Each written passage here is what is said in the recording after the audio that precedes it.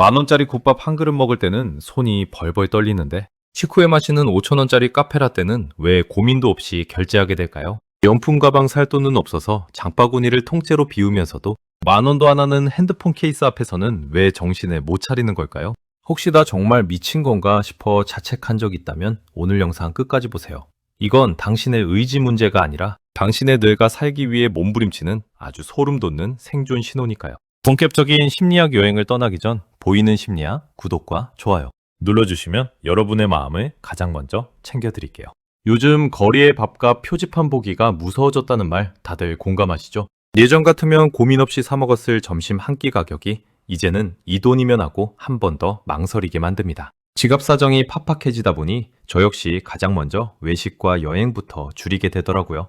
주말마다 맛집을 찾아다니고 낯선 곳으로 떠나던 그 소소한 즐거움들을 포기할 때면 마음 한구석이 왠지 모르게 허전해지고 삶이 참 팍팍하다는 생각이 들곤 합니다. 나 참 열심히 사는데 왜 이렇게 즐거움이 없지? 하는 그런 기분 말이죠. 그런데 참 이상한 건 그렇게 큰 돈은 아끼면서도 편의점에 건전지 하나 사러 갔다가 나도 모르게 화려한 핸드폰 액세서리 앞에 멈춰서게 된다는 거예요. 굳이 지금 당장 필요하지 않은데도 이거 하나 붙이면 기분이 좀 나아질까 하는 마음에 슬쩍 장바구니에 담죠. 혹은 지친 퇴근길에 홀린 듯 테이크아웃 커피 한 잔을 주문합니다. 그 쌉싸름하고 달콤한 커피향을 한 모금 들이키는 순간 신기하게도 그 찰나만큼은 세상 다 얻은 듯한 기분이 들더라고요. 하루 종일 나를 짓누르던 스트레스가 그 5,000원짜리 커피 한 잔에 잠시나마 씻겨 내려가는 듯한 기분. 여러분도 느껴보신 적 있으시죠? 저는 다른 건 아껴도 영양제만큼은 꼭 챙겨 먹으려고 노력해요. 비싼 명품은 못 사더라도 내 몸을 위한 작은 투자는 포기하고 싶지 않거든요. 이게 제 마지막 품위이자 자존심인 셈이죠. 때로는 장바구니에 비싼 물건들을 잔뜩 담아놨다가 결국 결제 직전에 안 돼 돈 벌자 하고 전부 삭제해버릴 때도 있습니다. 그럴 땐 왠지 모를 씁쓸함이 밀려오지만 대신 가성비 좋은 마스크팩 하나를 얼굴에 붙이고 침대에 누우면 다시금 작은 위로를 받곤 합니다. 우리는 왜 이렇게 불황일 때일수록 큰 것은 포기하면서도 이런 작은 사치에 더 집착하게 되는 걸까요?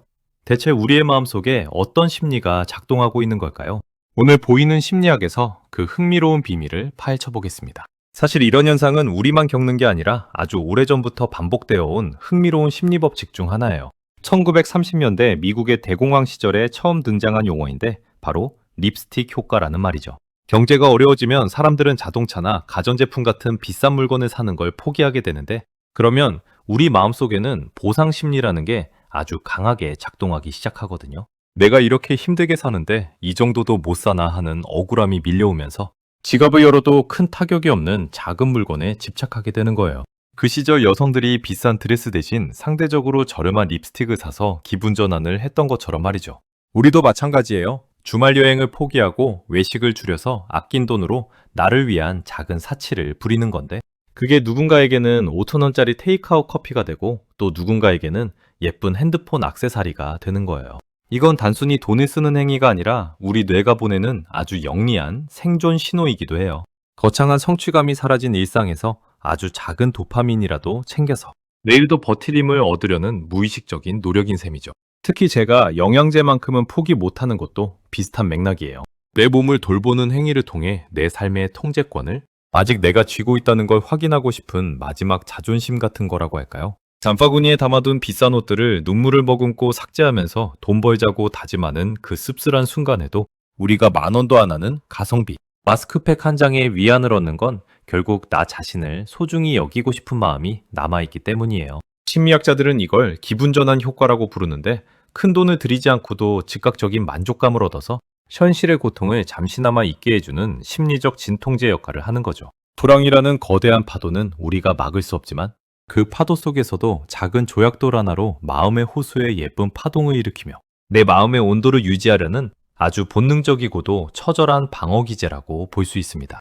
우리가 저가 제품에 열광하고 작은 사치에 몰입하는 진짜 이유는 단순히 물건이 필요해서가 아니라 상처받은 내 마음을 어루만져줄 최소한의 위로가 필요하기 때문이라는 사실을 기억해야 해요. 하지만 여러분, 이런 작은 사치가 늘 우리를 구원해주는 건 아니라는 걸 우리도 이미 어렴풋이 알고 있잖아요. 비싼 여행 대신 선택한 5,000원짜리 커피 한 잔이 주는 행복은 너무나 짧고 강렬하지만 그게 매일 반복되다 보면 어느 순간 무감각해지는 쾌락의 적응 현상이 나타나기 시작하거든요.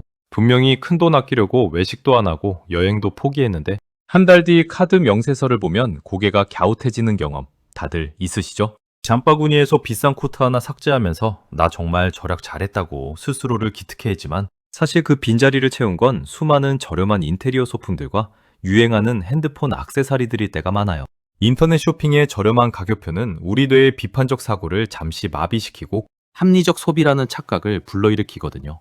하나하나 보면 분명 싼 물건들인데 이게 모여서 내 통장을 갉아먹는 걸 보며 우리는 다시 자괴감에 빠지기도 합니다. 결국 근본적인 결핍은 채워지지 않은 채 반짝이는 포장지들만 내 방 한구석에 쌓여가는 모습을 보면서 내가 정말 원했던 게 이 작은 물건이었는지 아니면 그저 현실에서 도망치고 싶었던 마음이었는지 묻게 되죠. 불황이 길어질수록 이런 가짜 위로에 중독되기 쉬운 환경이 만들어지는데 이건 개인의 의지 문제라기보다 불안한 미래로부터 눈을 돌리고 싶은 우리 본능이 만들어낸 아주 달콤하고도 위험한 덫일지도 몰라요. 당장 내 얼굴에 붙인 가성비. 마스크팩의 시원함이 내 삶의 뜨거운 갈증을 해결해주지는 못한다는 사실을 깨닫는 순간 우리는 다시 한번 돈 벌자라는 결심과 함께 차가운 현실을 직시하게 됩니다. 작은 사치가 삶의 활력소가 되는 선을 넘어 내 미래를 갉아먹는 도피처가 되고 있지는 않은지 냉정하게 돌아봐야 할 때예요. 결국 우리가 이 불황의 터널을 지나면서도 작은 사치를 멈추지 못하는 진짜 이유는요.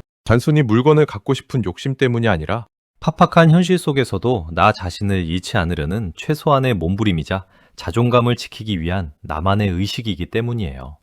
제가 다른 건 다 아껴도 영양제만큼은 좋은 걸로 챙겨 먹으며 내 몸에 투자하는 것처럼 말이죠. 비싼 명품 가방은 아니더라도 내가 나를 소중히 여기고 돌보고 있다는 그 확신이 우리에게는 내일을 다시 살아갈 에너지가 되거든요.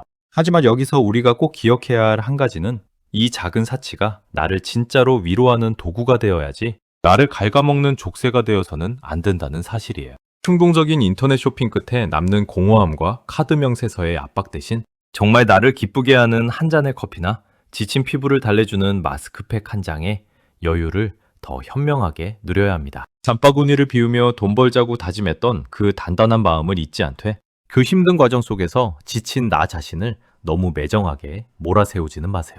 오늘 내가 선택한 이 5,000원의 행복이 단순한 낭비가 아니라 내 삶을 지탱하는 단단한 심리적 디딤돌이 될 수 있도록 스스로를 응원해주는 건 어떨까요? 결국 이 불황이라는 거친 파도를 이겨내는 가장 큰 힘은 화려한 소비가 아니라 바로 나 자신을 믿고 아끼는 그 따뜻한 마음에서 시작되니까요. 불안한 미래 때문에 오늘을 너무 희생하지도 말고 그렇다고 오늘에만 취해 미래를 포기하지도 않는 그 적절한 균형점을 찾는 것이 우리에게 필요합니다. 세상 다 얻은 듯한 기분을 느끼게 해준 그 작은 물건 하나가 여러분의 지친 하루에 작은 불빛이 되었기를 진심으로 바라요.